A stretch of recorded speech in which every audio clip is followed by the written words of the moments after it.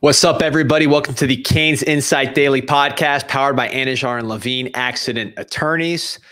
This is one of my favorite times of the year. It's when the preseason magazines start coming out, and college football really feels like it's coming back. You're at the airport, you're at the grocery store, you start thumbing through the magazine, the Phil Steele, the Athlon. I know when it comes to Athlon, I always go to the anonymous coaching quotes where they're talking about the other team's personnel, their coaches. A lot of times not so flattering. Sometimes it is.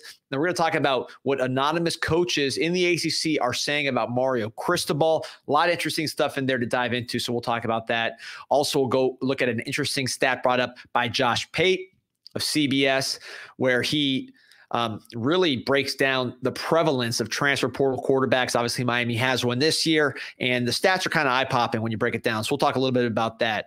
First, I want to talk about some folks who aren't transferring anywhere, firmly entrenched in the state of Florida, Anijar and Levine Accident Attorneys. If you or someone you care about has been injured in an accident, you could be entitled to significant compensation. 1-800-747-FREE, 1-800-747-3733. Take back control of your life with Anijar and Levine.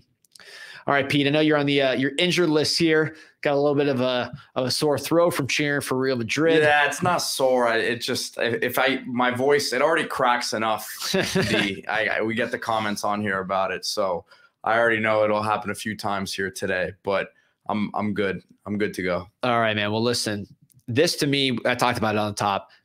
I know it's your Patricia Freed too. When you get those magazines and you're combing through and you're trying to see what's up with your team, what do other people think about the team? We talk about them every day. What does the outside perspective say about the Miami Hurricanes, especially from professionals, from coaches that got to scout these guys, watch them on film? What I've noticed is a lot of times what they say about a team often mirrors what the fans are saying. And Pete, I think in this case, a lot of the discussion points hit by opposing coaches mirror what fans are saying on CanesInsight.com forums and elsewhere. Definitely. And, it's interesting to go through really the whole conference. You learn a little bit about the perception, really. And that's what this is. It's obviously this stuff. It's fun to look back at after the season and see what was right and what was wrong. But it gives you an idea of what the perception is around the conference on each team. And listen, we'll start with the first quote here. Again, this is anonymous coaches on Miami from Athlon Sports. This first one: it's a situation where the sum is not greater than the parts, and that falls directly on the head coach. There's more talent here, more resources than the overall team you're getting. That's the problem right now. Look, I think if you're talking about the 2023 Miami Hurricanes, I don't think anybody can disagree with you. This was a roster that was not a 7-6 roster. It had balance.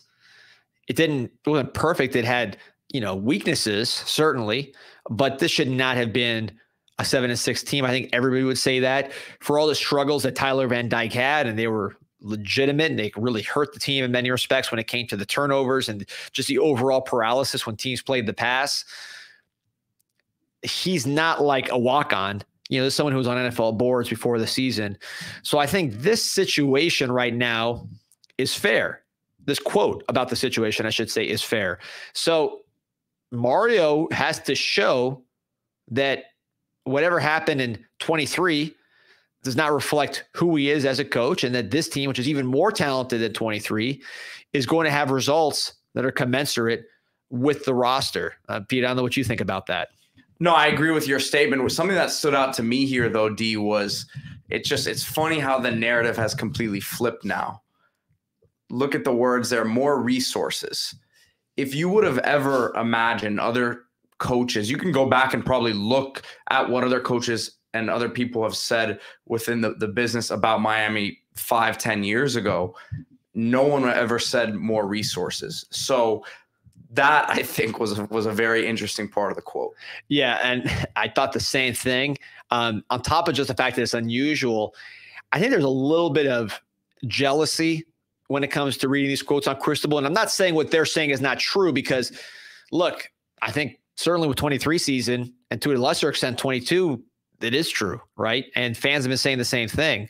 But, I think when you read some of the quotes on Mario and really talking to other people about Mario that are not affiliated with I sense there's a lot of frustration with, number one, the money that the team has to spend. And also, he's making $8 million. On top of the fact that, he is not fun to recruit against. It's not fun when you're a head coach going head-to-head with Mario Cristobal and you're at a baseball game for your kid or something like that, and you find out that Mario's been on the phone with one of your commits for 2 hours. The pace he drives as a head coach is so unusual. It puts pressure on other head coaches to recruit and other coaches to recruit. When Bruce Feldman did the anonymous quotes on recruiting story, there was more talking about Cristobal than anybody else because he was so frustrating to go against. So I think that plays a role here. But of course, what they're saying is true. Now, here's one thing, though, I will say. If you look at Cristobal's winning percentage at Oregon, 73%, which is borderline elite. I know they lost some games they shouldn't have. They weren't perfect. A lot of the game day issues that you saw last year, you saw that also at Oregon. But 73% at a top team in a top, a legitimate conference, a Power 5 conference at the time, that's a real record. Plus 2 conference championships, and some big wins against Ohio State, against Wisconsin. So I think sometimes we go too far the other way and downplay and ignore what Cristobal's team did on the field at Oregon, a team that was not doing well when he first got there. Same at FIU. FIU was they had their weight program was basically like Bowflex, and then they ended up being a bowl team, a bowl winning team, conference champion. They haven't done anything since really to write about. So they've been terrible. I mean, their best era, FIU, was Mario. So you saw that at a smaller school. You saw it at a bigger school like Oregon. Obviously an established program, but a program that was a losing team when he first got there as an assistant. And now Miami, the results are what they are, 12-13. So I think you have fair statement here from the anonymous coach. But all of these, I think, are tinged with a little bit of, hey, this guy's getting paid $8 million. He's got this expensive roster and he's forgetting to kneel the ball. Screw this guy. Fair to a certain extent, but he's not just the guy that forgot to kneel. He's also the guy that's won some big football games. All right, moving along here. The next quote from an anonymous ACC coach on Miami. The Tyler Van Dyke experiment is over, and it's on them to fit their offense to Cam Ward, not the other way around. That kid has an established skill set that can help them, so they shouldn't try to make him accommodate to their playbook. And look, D, this is, to me, really feels like an outsider who falls into the belief that Mario is a power coach and they're really going to run the ball. So that's kind of what I'm getting from this one. Yeah. And I think, look, again, what do we read about on the CanesInsight.com forums, Twitter, comments like this? So you're seeing opposing coaches kind of in lockstep with our fan base in a lot of these questions. So I always find that interesting. And I think, look, what he's saying is true. This is the Cam Ward show. This is not the Mario Cristobal show, the Shannon Dawson show. This is about Cam Ward. It's almost like a professional team where you're really building around the quarterback in a major respect. He's getting paid like a professional, right? He's getting paid more than some rookie quarterbacks. Pretty sure he's getting paid more than Brock Purdy, who was in the Super Bowl. So he's an NFL quarterback in that respect, but also you got to build around him. What I will say is, number one, those of you who saw the spring game was very much like what you saw during spring behind closed doors. That doesn't mean that the formations were all the same. Obviously, you don't want to show everything in a public setting, but I thought we were pretty pass heavy in the spring. I thought we looked a lot like the air raid in the spring, certainly as far as the passing game went. And I thought Cam Ward looked very comfortable in the spring and the spring game. And he's told people, we interviewed him, the offense to him has been a seamless fit. The air raid concepts have translated and all of those things. And one more thing I wanted to point out is when you look at rushing play percentage, this is one of my favorite stats. This shows how much of your plays are rushes. Some of it is colored by teams that win by a lot. Sometimes they run out the clock in the fourth quarter, so they'll run the ball more. But I think generally when you look at this list, the teams that you expect to throw the ball a lot, throw the ball a lot.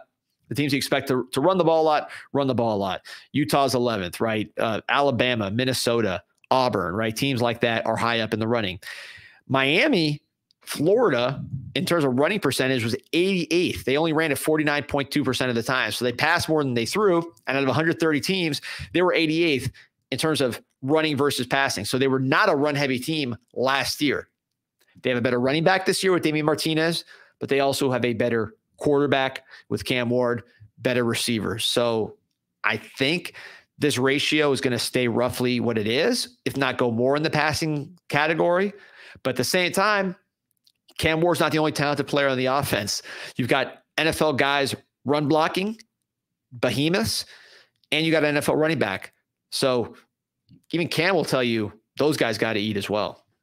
Yeah, I think there'll be some real balance to the offense, but it's going to be the Cam Ward show, as you said. Next one here. The defense is strongest to weakest from front to back. They're not as good in the secondary as they should be. And listen, D, if you listen to our show, I don't think this is anything. They might be listening to our show as well, but this is pretty much on point with what we've said and what we believe to be true. Now, are there guys in that secondary who could step up and make this a better group than what people expect it to be, just because there's not a whole lot of production there outside of a Daryl Porter, right? So, I mean, yes, Damari Brown, we expect him to take the next step, but I think there's not really going to be many Canes fans that disagree with this one. Not at all. It's the truth. Even more so out of the portal, because you know, some of these quotes, you don't know when they got the anonymous coach, because they're making a magazine. They might have spoken to somebody in January, right? And the team looks different. But to me, the front's gotten stronger with the addition of Tyler Barron, and the secondary, you lost Savion Riley, who would have been a rotational player, and you didn't get that nickel that you wanted. You did add Deani Hill, who's going to help you a lot as a Marshall transfer. Good group of 5 player with some length and speed. So I think this is true, just as true now as it was then, if not more so. You really need that pass rush to get home. If you can get home with just a Ruben Bain and a Tyler Barron on the edge, or maybe you're moving Messidor and Bain inside, you're playing Barron and Alston, or whoever it is, Malik Bryant. If you can get pressure with those 4, you can protect your secondary more because you don't have to blitz as much. You can have more guys playing the pass and still have a sufficient pass rush. So to me, I'd rather be strong up front than in the back. Some people disagree. Bill Belichick famously would rather have man cover talent on the back end and pay those guys than have elite pass rushers. If you look at the Belichick teams, he never had those big money pass rushers. Most of his money was, in the back end. Certainly a lot of his talent was in the back end, man cover. So everybody's different. I think Miami Hurricanes, you want that strong pass rush with the front 4, and you really need guys to step up on the back end, because there's so many good defensive backs here. There's so many good defensive backs in Florida. Terry Arnold, first round from Florida. That was the main thing that stood out to me with this quote too. It's like, as they should be. Whoever it was has an understanding of the talent that comes out of here at that position. Yeah. I mean, look at the first round. Quinion Mitchell, a Florida guy. Weatherspoon the year before was a Florida guy. Of course, we know about all the guys from Dade County and Broward County and Palm Beach that do it at the next level. Pat Surtain, probably as good or better than any cornerback in the nation from right here in our backyard, didn't go to Miami. So that is a position Miami needs to get better at. That's why Ben Hanks and DJ Pickett are so high priority as far as elite first-round type talents at corner. But for right now, I think Guidry's going to have to be creative in how he uses that front 4 and that big-time pass rush to protect some of his back guys. All right, last one here. Again, this is from Athlon Sports, their article talking to anonymous ACC coaches about Miami. The coaching issues cost them a game last season, and overall, there are questions about how effective this staff is at getting the most out of otherwise talented players. The biggest question is the sidelines, not the roster. So, kind of similar to the first quote, as far as coaching issues costing us a game, how can you argue that, right? Like, it's funny. Usually coaching can contribute to you losing a game, but there's always a lot of factors in why you win or lose a game. And the fans tend to focus on the coaching side. With a game like Georgia Tech, pretty discrete decision that directly impacted the outcome of the game.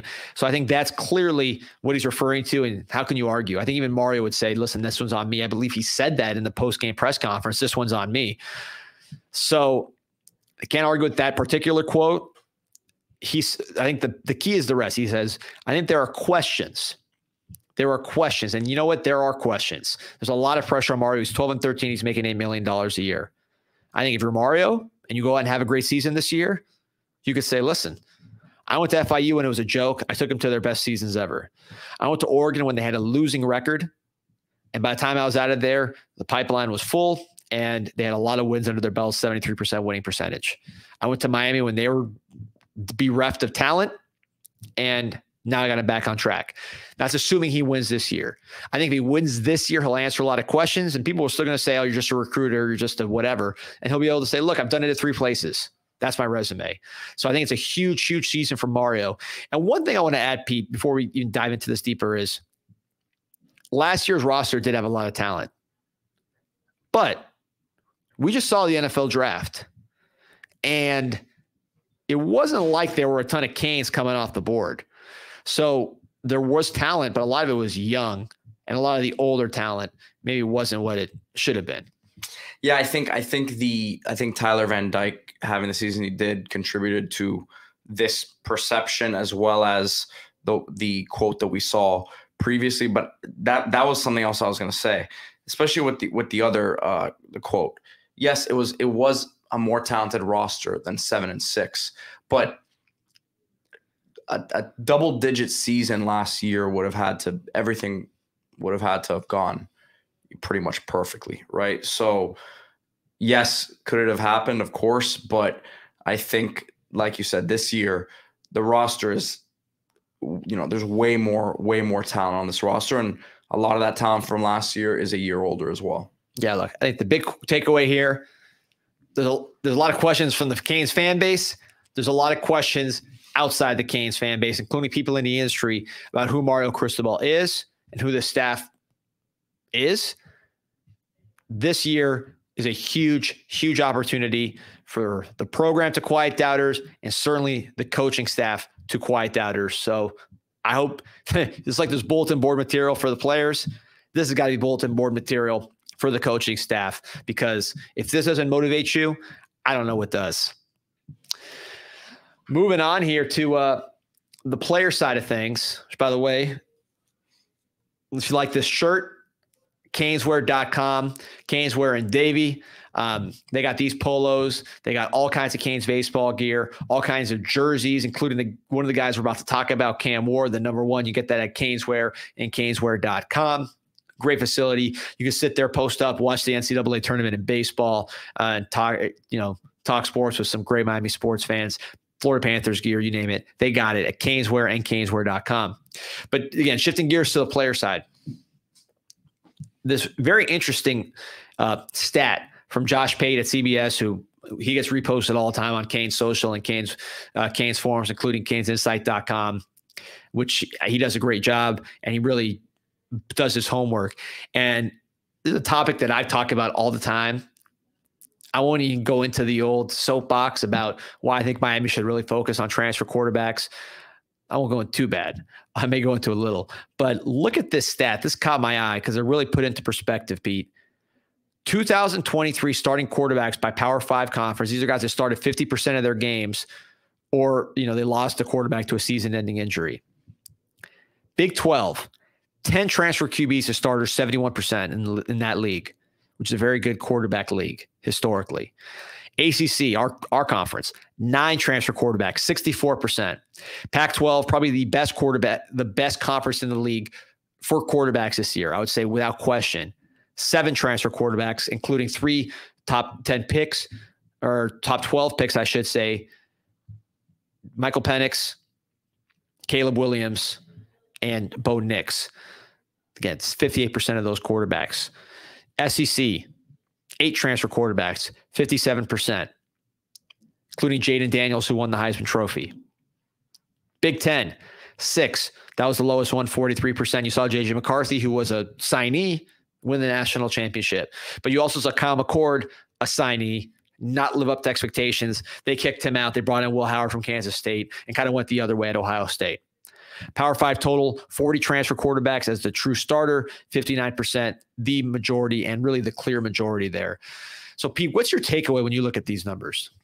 Well, it's a point that you've made for a while, is like, why invest fully in a guy coming out of high school, right? When you understand that, first of all, the learning curve it's very similar to a rookie quarterback in the NFL, right? There are guys in certain situations that do succeed, but that has to be a really perfect situation around them, right? So you look at the teams who have gone on and won games and won championships recently, been in contention, veteran quarterbacks, transfer quarterbacks a lot of times, but the numbers speak for themselves. You can really, I think once they're in school, right, it's a lot easier for them to find the right situation for them.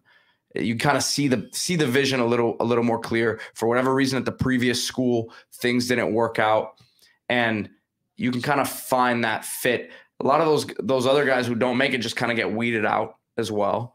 And I mean, the numbers speak for themselves.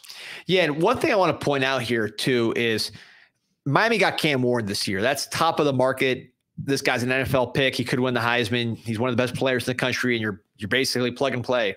We know what he is on film. We're putting him in our system. We feel good about it. He's one of the best in the country. We're paying accordingly. There's another category of quarterback transfer that I am very interested in for the future as far as a potential building block. And I call it, let's say, the faded 5-star, right? So it's like if you see a Ferrari that might be a 2023 and doesn't have that many miles on it, but it's not fresh off the lot, right? So the price goes down. Big 12, just looking at this graphic with 10 transfer quarterbacks. Biggest name one of all, the most successful one in terms of winning, Quinn Ewers, 5-star quarterback. Didn't work out for Ohio State. You get him at Texas A&M, Texas. Pac-12, Bo Nix, 5-star quarterback for Auburn. Didn't work out there. Goes to Oregon because of a top 12 pick. Extremely productive college player. You look at the SEC, Jaden Daniels, 5-star player for LSU. Doesn't work out from there. 5-star player for Arizona State. I apologize. Doesn't work out from there. Goes to LSU, Heisman, number 2 pick in the draft. Spencer Rattler, 5-star player, goes to Oklahoma, gets beat out by Caleb Williams, just doesn't work out there. Goes to South Carolina, gets drafted, and was a really good player, carried them. So that faded 5-star category to me is a very fruitful one because you're getting guys that aren't fresh out of high school. Maybe the dollar tag went down a little bit, but you do have film on them so you can see what they generally look like at this level physically. They've had some adversity, so they're a little tougher perhaps than a high school kid who came out and has ever been a 5-star quarterback. The world's his oyster. These guys have a little more hunger to them despite having that 5-star pedigree. You can see the talent that you recruited. They're not total bust because you can see them make throws on film. You can see the flashes, right? And then you bring them in and they're hungry and you put them in a situation that, hey, it didn't work here at this school for this reason.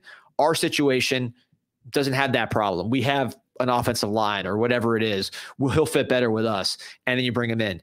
You saw Jaden Rashada go to the University of Georgia, similar situation. You saw Dante Moore go to University of Oregon, similar situation.